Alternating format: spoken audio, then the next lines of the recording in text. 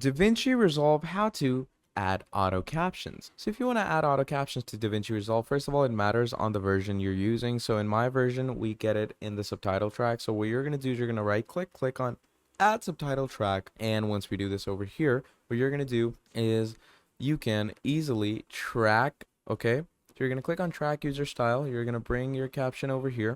And what you can do over here is you can track the style by automatically adding the auto captions feature. And obviously you're going to want to add auto captions through the actual DaVinci Resolve add-on. Okay, so the auto caption will be an add-on for different versions, and it's going to be available over here in the actual inspection section. Okay, so you're going to want to make sure that you add the proper inspection, and obviously you will want the 18.5 version of DaVinci Resolve. Okay, but yeah, once you do that, it's going to be right here under auto captions, and that is how you're going to get auto captions like a pro on DaVinci Resolve. Thank you for watching all the way till the end, and I'll see all of you next time. Goodbye.